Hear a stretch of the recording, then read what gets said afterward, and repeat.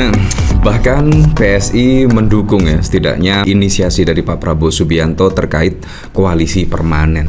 Nah, kalau saya sebagai masyarakat biasa sih setuju-setuju saja dan mendukung lah. Setidaknya tidak ada perdebatan lah ketika RUU perampasan aset disahkan atau tidak. Nah, menurut saya ini adalah waktu untuk membuktikan setidaknya koalisi permanen ini untuk mensejahterakan rakyat. Ya kalau memang Pak Prabowo berkomitmen terkait RUU perampasan aset, ayolah, pastinya juga 1 hari 2 hari pasti bisa kok membahas RUU perampasan aset ini. Apalagi juga semua fraksi-fraksi itu masuk dalam koalisi Indonesia Maju Plus. Jadi menurut saya sangat mudah sekali lah kalau misalkan Pak Prabowo ya mendukung perampasan aset ini. Sudah waktunya lah. Nah, tetapi juga sangat unik sekali ya kalau kita membahas koalisi permanen ya. Nah, ini menurut saya sebagai jawaban atas apa yang dilakukan Mahkamah Konstitusi pada saat lalu. Putusan Mahkamah Konstitusi pada saat lalu sudah jelas ya, yaitu syarat threshold untuk pendaftaran Pilpres 2029 itu 0%. Artinya semua partai politik itu bisa mendaftarkan kader-kader terbaiknya sebagai calon presiden pada Pilpres 2029. Kemungkinan Pak Prabowo akhirnya membentengi lah setidaknya partai koalisi Indonesia Maju Plus supaya tidak terpecah. Nah, akhirnya membuat koalisi permanen. Ini juga sangat unik sekali ya, koalisi permanen. Ya, padahal menurut saya sangat dinamis sekali ya, sangat dinamis sekali. Apalagi itu juga masih sangat panjang sekali ya, kurang lebih 4,5 tahun Pilpres 2029 dimulai. Tetapi kalau kita lihat dari Gerindra misalnya, bahkan KLB Gerindra, Pak Prabowo menjadi ketua umum hingga tahun 2029. Dan mendorong Pak Prabowo untuk maju pada Pilpres. Artinya Pak Prabowo besok akan maju pada pencalonan presiden. Dan yang lainnya kira-kira seperti apa ketika ada koalisi permanen? Ya menurut saya tidak bisa mencalonkan. Dan kemungkinan besok ketika koalisi permanen ini sudah resmi ditandatangani, semua menyetujui, pastinya besok akan terjadi ya kemungkinan 2 calon atau 3 calon seperti Pilpres 2024. Ya menurut saya tidak masalah, sangat baik sekali lah karena juga ini demokrasi ya, walaupun disiasati dengan koalisi permanen dan lain sebagainya. Ya, bahkan dari PSI dukung koalisi permanen supaya tak gonta-ganti kebijakan pemerintah. PSI menilai gagasan itu penting untuk menunjang kebijakan jangka panjang pemerintahan Prabowo. Nah, kadang-kadang saya tidak terlalu setuju ya. PSI dukung koalisi permanen supaya tak gonta-ganti kebijakan pemerintah. Nah, menurut saya ya seharusnya kalau misalkan kebijakan-kebijakan tersebut tidak pro dengan masyarakat dan lain sebagainya, seharusnya memang diganti atau dirubah atau bahkan di stop.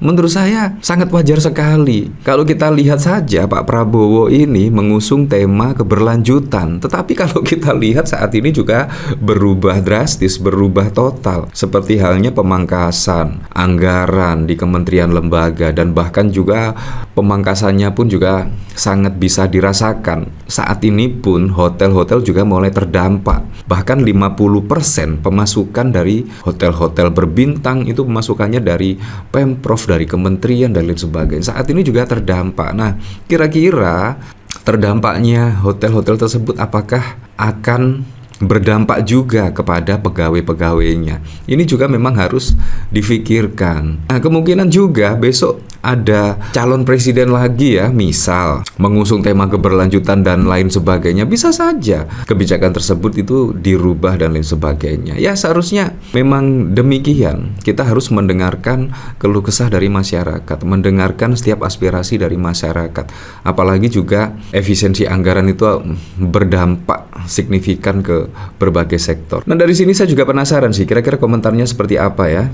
Sungguh teguh pendirian partai ini. Pak Prabowo nggak pernah tobat, selalu menakut-nakuti rakyat. Matinya demokrasi ya ada tukang stempel. Ini rezim namanya keberlanjutan dan hidup Jokowi aja. Masih terus berubah-ubah. APBN keberlanjutan saja bisa dipangkas, hehe. Koalisi permanen, dirimu sendiri aja dulu dan sekarang aja berbeda, apalagi orang lain. Iya, padahal kalau kita lihat yang masuk di koalisi Indonesia Maju Plus, yang setuju setidaknya terkait koalisi permanen itu dulu sangat tidak mendukung Pak Prabowo. Ini juga sangat lucu sekali.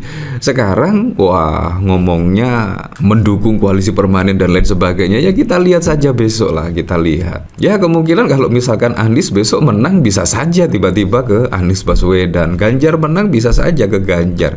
Ini menurut saya menjagokan siapa yang menang kemungkinan ya. Nah kalau kita lihat dari sini ya, sangat keren sekali. Demi efek jerah, Ganjar dorong perampasan aset dan memiskinkan koruptor. Nah kira-kira Pak Prabowo apakah sanggup ya? Padahal sudah didukung oleh koalisi Indonesia Maju Plus, dan bahkan juga banyak yang setuju terkait koalisi permanen dan lain sebagainya. Kalau misalkan RUU perampasan aset dan memiskinkan koruptor saja tidak tertangani dengan baik, menurut saya ya hanya omon-omon saja ya. Ini tertanggal 18 Januari yang lalu ya. Memang calon presiden 03 itu setidaknya ingin memberantas koruptor dengan melalui perundang-undangan perampasan aset. Menurut saya ini juga sangat keren sekali ya, karena bisa memberikan efek jera terhadap pelaku para koruptor. Nah kemungkinan akan berpikir mau korupsi saja itu akan berpikir-pikir ulang lagi ya. Wah nanti aset saya dirampas, wah nanti saya dimiskinkan dan lain sebagainya.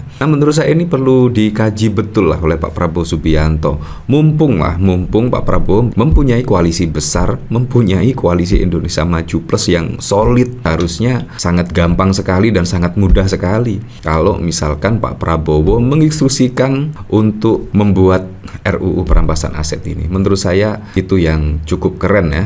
Nah bahkan juga ada pemberitaan lagi ya. Bahkan pengamat bongkar strategi koalisi permanen Gerindra, kunci Gibran, jegal Anies, hingga AHY di 2029. Ya sangat masuk akal sekali. Apalagi kalau koalisi Indonesia Maju Plus mempunyai pilihan setidaknya calon presiden dan wakil presiden. Otomatis di koalisi Indonesia Maju Plus harus mendukung sepenuh hati. Ya kurang lebih seperti itu. Dan akhirnya ya besok di 2029 bisa saja hanya 3 pasangan calon presiden saja dan lain sebagainya ya. Presiden Prabowo menawarkan pembentukan koalisi permanen. Lantas mengapa Prabowo menawarkan pembentukan koalisi permanen kepada Kim? Menanggapi niatan Prabowo tersebut, pengamat politik Yusak Farhan menilai pembentukan koalisi permanen untuk mengunci wakil presiden Gibran Pilpres 2029. Koalisi permanen akan mempersempit ruang Gibran maju sebagai capres 2029 karena sebagian besar parpol Kim Plus akan terkunci di Prabowo, kata Yusak dalam keterangannya.